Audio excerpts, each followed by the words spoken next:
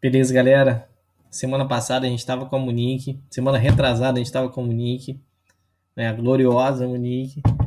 E agora, essa semana comigo, aqui ó, ciclo biogeoquímico, galera. É hoje! Então aqui ó, tem vários elementozinhos legaisinhos aqui ó, tá mostrando a topografia de um lugar, a lupazinha da terra, reciclagem aqui, elementos químicos, fogo, outro ciclo, a terra aqui ó.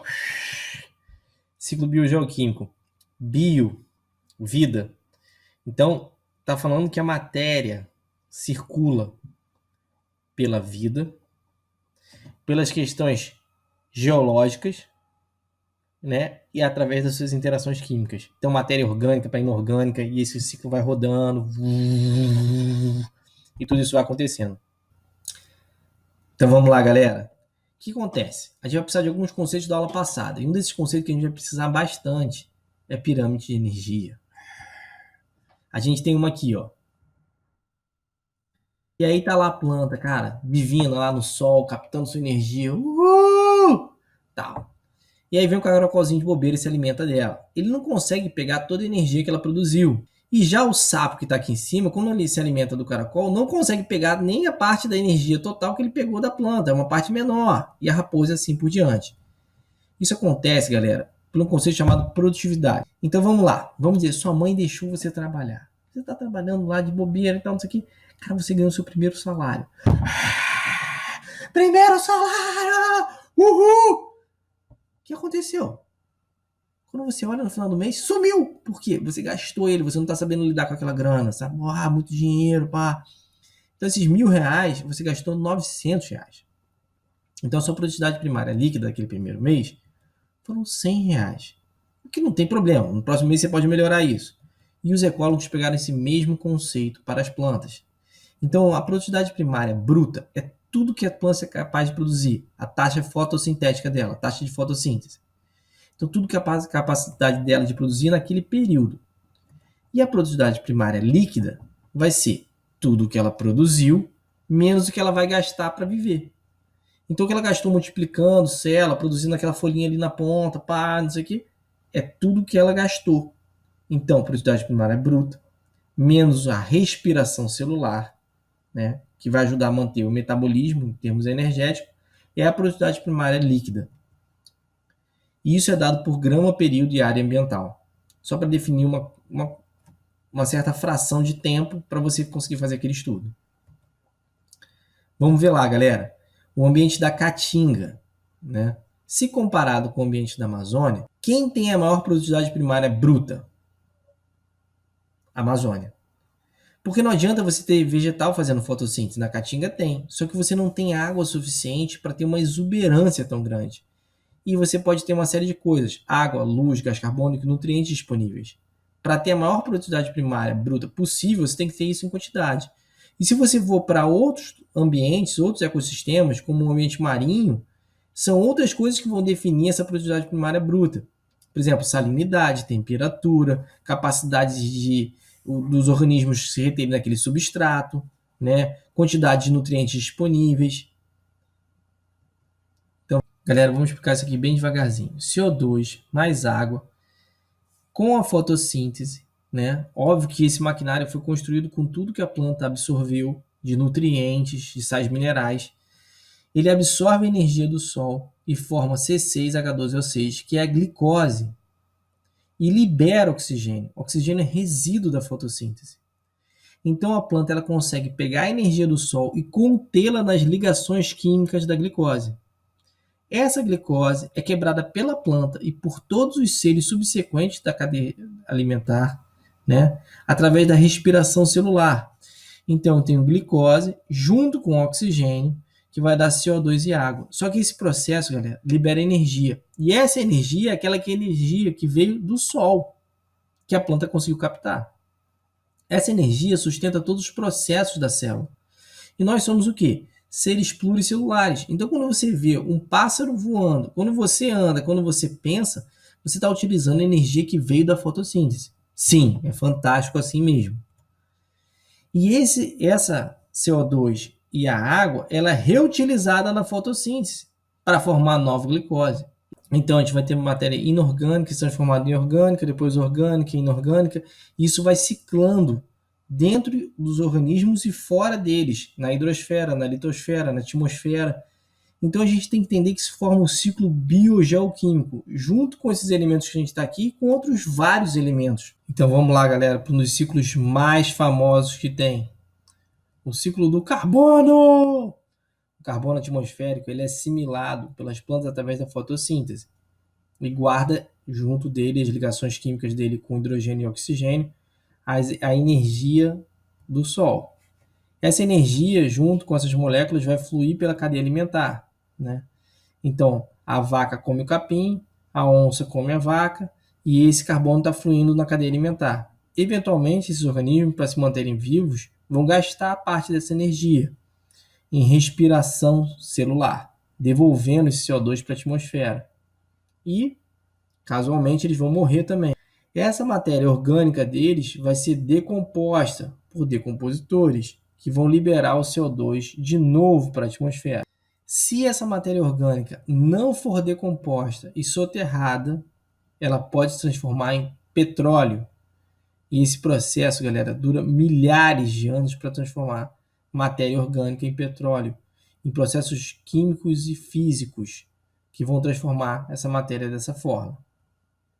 A gente utiliza o petróleo, né, para movimentar, utiliza essa energia da fotossíntese, né, em última análise, né, dessa matéria orgânica que foi soterrada, para movimentar carros, fábricas e tal, etc.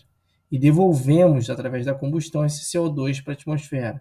O CO2 é o vilão do processo? Não, ele não é o vilão do processo, né?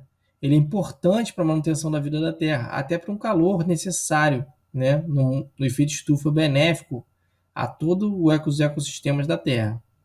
O problema é que o ser humano ele consegue causar impactos muito rápido em tempos muito curtos. Então a humanidade como um todo causa muitos impactos, tipo desmatamento de florestas.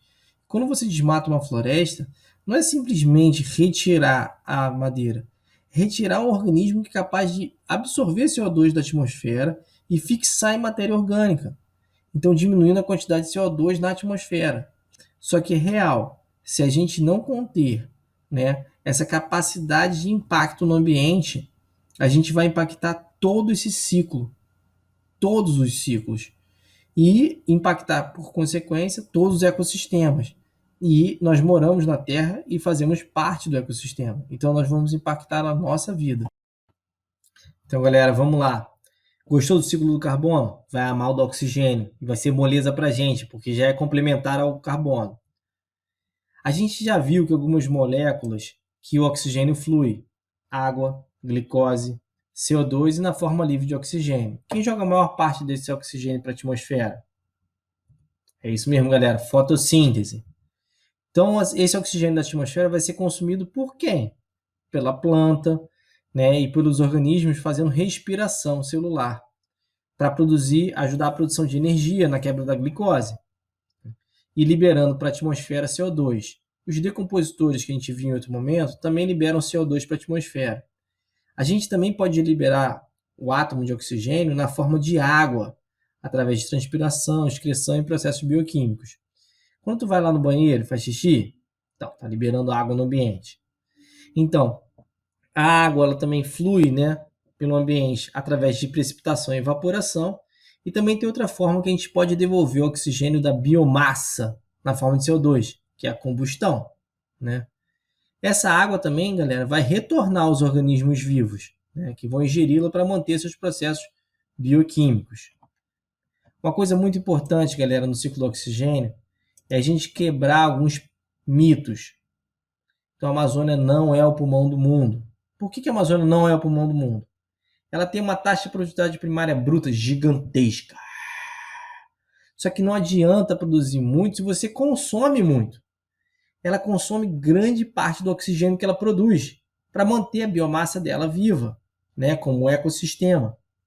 Então, quem é o organismo fotossintetizante que mantém o oxigênio no planeta, né? com a taxa de 20% que ele tem? São seres pequenininhos, são os fitoplânctons fofinhos, cara. São células, né? Microalgas. Porque elas têm uma alta produção de oxigênio, mas elas não consomem tanto oxigênio assim. Elas produzem mais do que elas consomem. Então elas mantêm alta taxa atmosférica de oxigênio. Então, falando em água, galera, falando nisso tudo, vamos para o ciclo da água. Então, galera, essa biota, a gente já viu como essa água flui por ela. É importante ver nos aspectos físicos também, né? Então, em geleiras, em topo de montanhas, em rios, lagos, né, e oceanos, essa água evapora e forma nuvens. Aqui no Brasil, a gente tem a formação dos rios aéreos, que são grande quantidade de evaporação de água na área da Amazônia, que flui para toda a parte, né, do centro-oeste e sudeste do nosso país. É importante falar que essa água retorna, né, na forma de chuva ou de neve, né? E essa água também flui pelo ambiente. É muito importante observar que, por exemplo, o Rio Amazonas, ele vem, a nascente dele é nos Andes, com água de degelo. E 1 bilhão de pessoas dependem dessa água de degelo. Quer dizer que se o clima da Terra muda e essas áreas de degelo mudam ou deixam de existir, vai se tornar mais difícil o acesso à água a essas pessoas. É importante também salientar o seguinte: essa água penetra sobre o solo. Em alguns lugares que você tem um tipo de solo especial para a penetração da água e a manutenção de grandes caixas d'água no subterrâneo, formam-se aquíferos. E os dois maiores aquíferos estão no Brasil, né? E em países vizinhos também, que é o aquífero Alter do Chão e o aquífero Guarani. E essa água retorna dos aquíferos para os ecossistemas e para os mares e assim por diante. É importante observar, galera, que apesar do nosso planeta ter muita água, a maior parte dela é salgada, ou ela está na forma de água doce, pouco disponível para a gente. A água de superfície é só 4% da água doce, né? Residual. Então, assim, é importante a gente preservar esses corpos de água, porque eles são águas que estão disponíveis para a gente de fácil utilização. Então, se a gente não poluir os rios, isso ajuda em grande parte a gente ter água disponível para a humanidade. Então, galera, a gente está chegando aqui no final. Eu vou aqui, ó, fazer um resuminho para você, ó. Revisão. A gente tem uma imagem aqui que, cara, ela condensa o ciclo da água, do oxigênio e do gás carbônico. Pra vocês verem como a questão é complexa, né? E aqui eu queria mostrar para vocês também um terrário fechado, galera, que ele simula exatamente o que acontece com o ecossistema da Terra, né? Ou seja, nós somos um planeta fechado, né, para a matéria e recebemos energia externa do Sol. Então, o terrário é a mesma coisa, né? Ele recebe a energia do Sol e a matéria dele não flui para fora do terrário fechado. E, galera, para vocês aqui, ó, vou mostrar um negócio aqui, ó. Tadã! O meu terrário fofo. Tá vendo, galera? Tá chovendo nele, tá chovendo, olha lá, tá chovendo. Muito irado. A gente vai deixar um link para vocês aqui embaixo, para vocês fazerem os terrários de vocês se vocês quiserem, e um e-mail aqui embaixo também, para vocês mandarem pra gente a foto dos terrários de vocês irados, que a gente vai botar na plataforma. Tamo junto, galera. Faz o material de apoio, faz o cheque de aprendizagem, tá? E vamos estudando aí. Biologia irado.